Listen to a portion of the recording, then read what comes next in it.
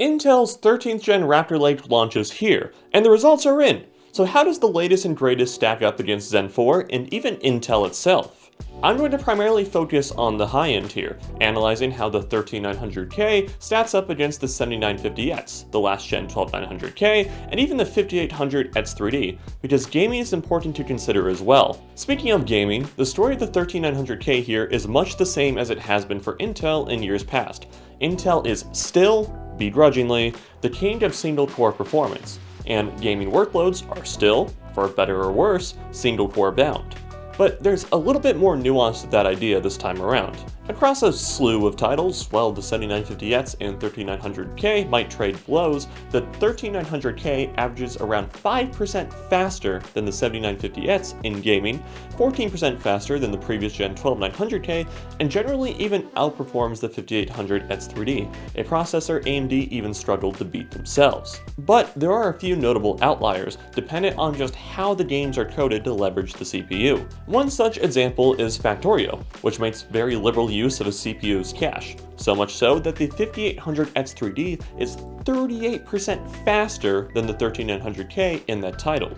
But for every Factorio, there's also a Cyberpunk 2077, where the 13900K is 10% faster than the 7950X and 17% faster than the 5800X3D.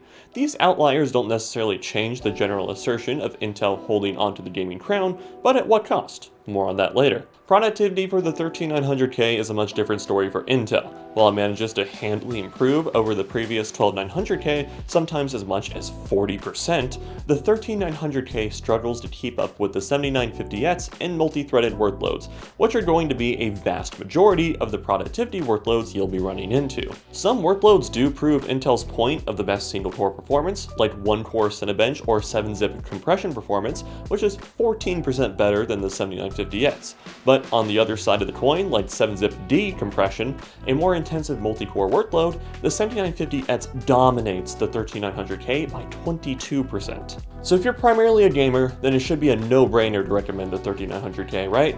Wrong.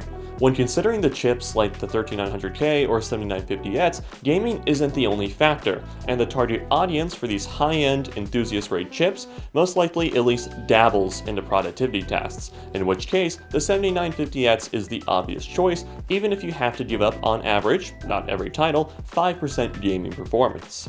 The story gets even uglier for Intel when you examine thermals and power consumption. Looking at power scaling between the 13900K and 7950X, the 13900K requires 110 more watts of power, hitting around 295 watts of consumption, in order to match the performance of the 7950X that's only pulling 185 watts. In some tests, if you allow the 13900K to go up to its max 335 watts of power draw, as it reaches that point, the power scaling curve gets flatter, and it might outperform the 7950X by 3 to 5%, but requiring 80% more power to do so. All that extra power translates pretty well into extra heat, and when going into sustained workloads that pin CPUs to their absolute limit, like say a long Adobe Premiere export or a Blender render, you're going to run into throttling issues on the 13900K, maybe even on some of the highest end of coolers or custom loops. AMD knew Intel was going to run into even more thermal issues going from 12th to 13th gen, which is possibly part of the reason AMD designed such an aggressive thermal profile on the 7950X. So where does this leave us, especially considering dollar cost?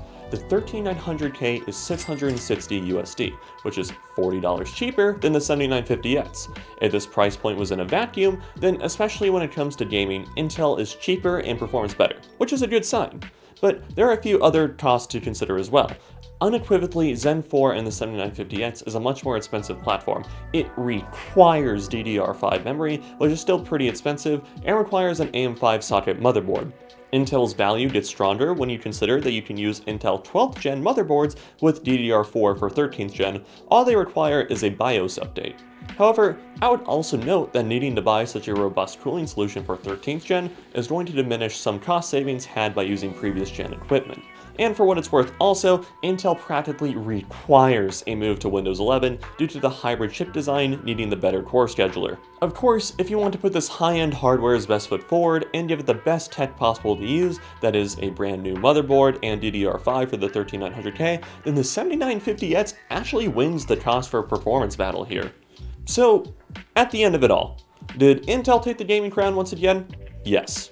But it came at the cost of guzzling power like a Hummer guzzles gas, and an almost guaranteed thermal throttle. When considering all the factors, it's very hard to recommend Intel this time around, at least on the high end. If you'd like to see how the more mid-range offerings between Intel and AMD stack up, make sure you're subscribed, because video coming soon. Check out our predictions for even more 13th gen processors here.